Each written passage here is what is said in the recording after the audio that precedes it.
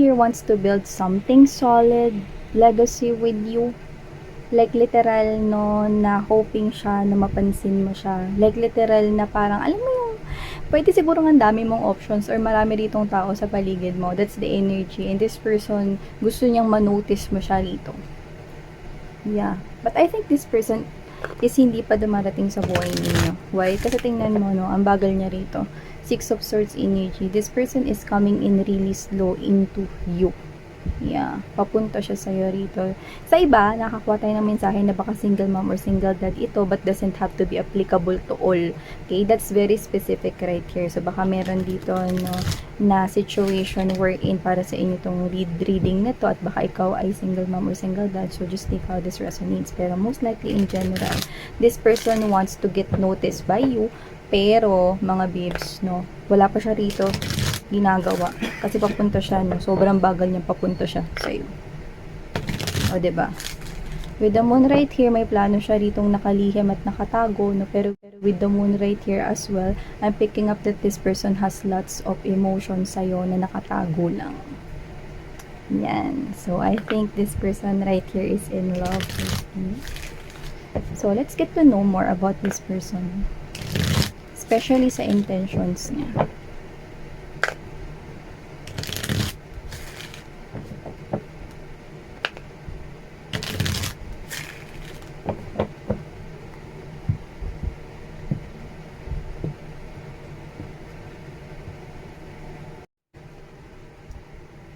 We have here the Wheel of Fortune, King of Cups.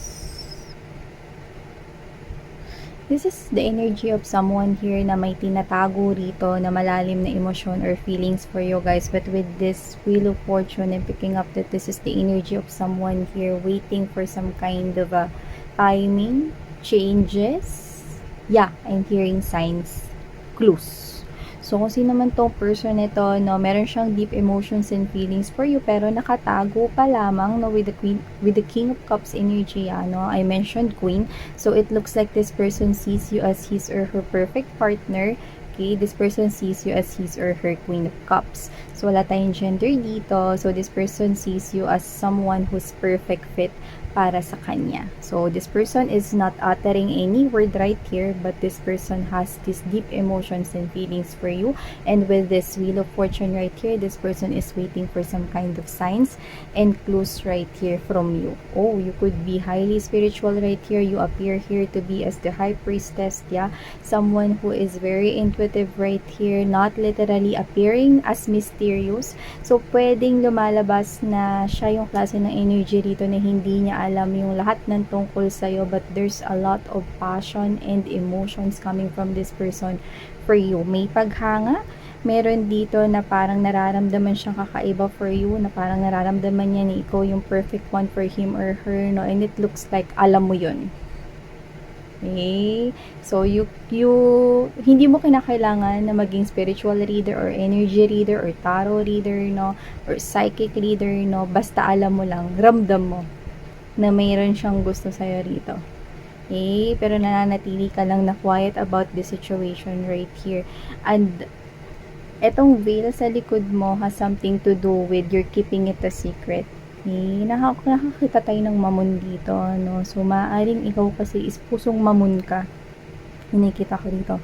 Maaring pusong mamon ka, malambot yung puso mo, no? Tsaka nakikita ko rito that you are a light to your friends, to your colleagues right here, to the people around you. They sees you as someone na magaling mag-advise, no? At talagang kapag nagbigay ka ng advice, parang nakaka-enlighten ka rito, no? Ng mood, nagiging nagkakaroon sila ng pag-asa kapag namumroblema sila, pag nakakarinig sila, no, na nanggagaling sa'yo ng mga words. Okay? It's like your words are powerful right here.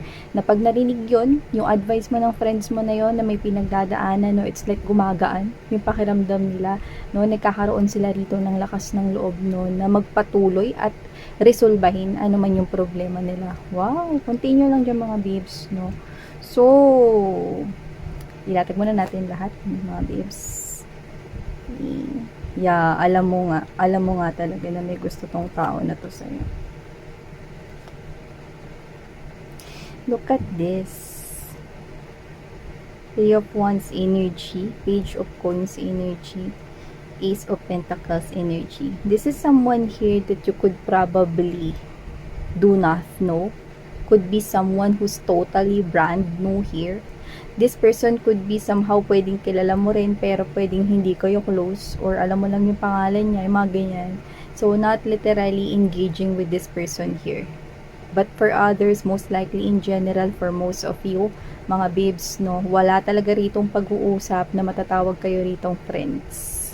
It's like this could possibly be a total stranger, pero matagal ka na niya ritong tinitingnan, no, kasi may feelings and emotions na nabubuo, no, at in the future, meron ditong pag-offer, at ang laki ng offer niya sa'yo. See? This is someone here na ino-offer niya sa'yo rito na parang sumama ka sa mundo niya, no, at alam mo yun, no, kayong dalawa yung parang magsimula kayo together as one. You know po ako eh. This is the offer of someone here, something that stays, something that's permanent right here. Yung nakikita ko rito. So may future offer mula sa taong ito. And Six of Wands is someone here who wants victory. Kaya this person is coming in really slow. See? Sa sobrang tagal niya rito at bagal niya, no, ang lalim na ng feelings and emotions niya rito. May pagpaplano rito sa future, no. Sigurado na siya dyan sa plano na yan. Okay? So, pwedeng itong tao na to mas palalalim yung connection ninyo. Kasi parang wala pang nabubuo rito connection. Parang hindi mo nga siya friend eh. Yung nakita ko rito eh. Pero parang alam mo. Nararamdaman mo. You are someone here na malakas yung pakiramdam mo rito sa lahat ng tao na kakakonek mo. Okay. So, it looks like, mga babes, no, kilala mo ito. Yan. Kilala mo lang. Yan. Pwedeng ganon. Yeah, because you have the heart of a mamon. Pusong mamon ka kasi. Nakita ko rito. Oh. Okay. Okay. Okay. So, bago natin ipagpatuloy itong nakaka-intriga ninyong reading, mga babes, no, reminders na hindi ito para sa lahat. Kaya naman, just take only what resonates with you. And syempre, wala tayong gender here. Babae, lalaki, LGBT, cross-watchers. You're all welcome here. So, yan. Walang kuryente kanina. So, pasensya na kayo, mga babes. No, ewan ko ba anong nangyari. So, yan. Stay safe lang kayo sa mga houses ninyo. No? So, recently lang, nakakabalik lang ng energy ng power. Electric power and electricity rito. So, yan, no, stay safe and dry.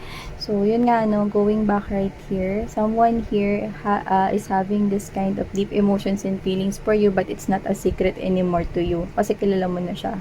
This is someone who appears to be a secret admirer because this is someone total brand new. Bagong tao to, mga babes, no. Bagong tao to, or hindi mo talaga siya totaling kilala. Pwedeng alam mo lang yung pangalan niya, pwedeng nakita mo siya, no, yung ganun, no. Pero hindi talaga kayo nagkaroon rito ng pag-uusap na as in friends kayo or what, no. Siguro nagkausap na kayo or kilala mo siya sa pangalan or nagkaroon na kayo ng hi, hello, ganyan. So, this is someone here na alam mong merong emotions and feelings sa'yo, pero wala kang sinasabi. Okay? At sa nakikita ko rito, I'm sorry to say, but I can see that this is you. Kung cross-watcher ka nitong mga High Priestess Nakshis ko dito, yan, no.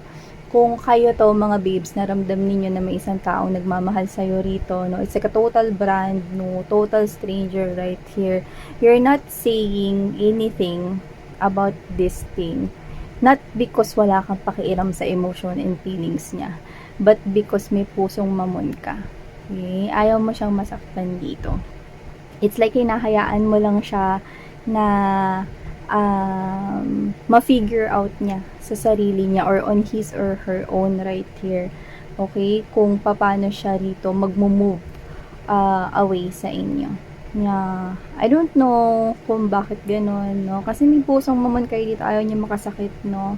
And if you are a cross-watcher right here and you are the one na merong emotions and deep feelings para sa aking mga nakshis dito, yeah, I can see rejection coming from mga may anak right here because Four of Cups is present right here. It's like hindi nyo alam mga babes no, kung paano ninyo i-reject tong person na to rito. And it's like, because hindi mo naman siya ganun kakilala or hindi naman kayo nagkakaroon ng encounter, no? Syempre iniisip mo rin dito, ba't mo naman biglang sasabihin, ay alam mo, may gusto ko sa akin, no?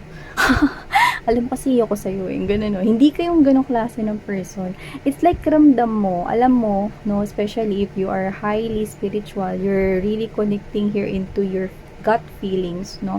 And you're tuning in into your intuition at alam mong sigurado ka na meron talagang emotions and feelings for you itong tao na to, no? Pero wala kang ginagawa it because ayaw mo siyang masaktan. Hindi mo alam, you're searching Seven of Cups energy, nagsa-search ka rito, no? Kung paano ka rito mag magsasabi, no, ng feelings and emotions mo para sa kanya na wala ka namang nararamdaman for him or her. At saka nakikita ko kasi dito na kayo mga nakshis, no, meron kayong ibang tinitingnan kasi meron ditong Two of Cups energy. Meron kayo ditong ibang person sa side ninyo. You appears to be mysterious right here. So, pwedeng hindi lang kayo open with other people around you. Kasi nakikita ko na may ibang mga tao sa paligid ninyo. So, pwedeng sa trabaho ninyo, no, napapalibutan kayo rito, no, ng mga other people. Or baka public speaker kayo, or baka nasa public eye kayo, no, or may social media applications kayo, no. Alam mo yung ganun, ganito, kunwari, example. Kunwari, tawag niya ito. Kunwari, dyan sa isang singing app, 'di ba? Kumakanta ka lang dyan, no? Pero hindi naman naka-reveal dyan yung buhay mo, no? Kung ano pangalan ng nanay mo, alam kayo magkakapatid, no? Or kung ano yung background mo, no? Wala, ganun lang. No, it's like, you're just singing to that application. 'Di ba? Yun lang. Okay? And it's like you're not being open, no? Private ka pa rin sa buhay mo rito, no? And you appears to be mysterious to this person, but mysteriously rin, hindi niya rin alam kung bakit rin siya na-fall sa'yo. But I think, ikaw ramdam mo yun, na mahal ka niya rito. Mahal ka na niya niyo. Kaya lang, mga babes, no, pwede kasing either may kakonek ka rito o may iba kang tinitingnan, no? Or meron ka ritong ibang iniintay. Okay? Pwedeng meron kang kakonek, pwedeng meron kang crush, or may iba kang tinitingnan, or may hinihintay ka. Like, let's just say, ideal partner for you. Yung talagang mararamdaman mo yung connection. Kasi sa kanya, hindi mo nararamdaman yung connection, yung nakikita ko rito eh. It's a one-sided thing. But this is you, pusong mamun ka, ayaw mo siyang masaktan in a way. At saka, alam mo yun, iniisip mo dito, actually pinaghahandaan mo rin to eh. It's like you have this knowing na one day e-enter siya sa buhay mo at ipagtatapat niya yung feelings and emotions niya sa'yo rito. Paunti-unti, pero hindi mo alam. Pero alam mo yung nasa isipan mo is paano mo siya i-reject sa emotions and feelings niya. Okay? For you. Yeah, I can see rejection on your side.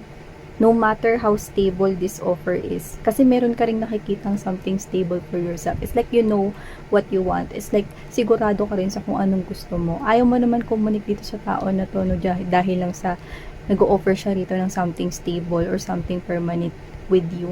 Eh kung hindi mo naman maramdaman yung connection sa kanya, then why will you push it through? 'Di ba? So this is you, iniisip mo rin, pinaghahandaan mo rin yung araw ng paglapit ng tao na yan sa'yo. Pero ang sa side mo is paano mo ba siya rito i-reject or paano mo ba ipaparating rito, no, na tinatanggihan mo rito ang kanyang offer of love.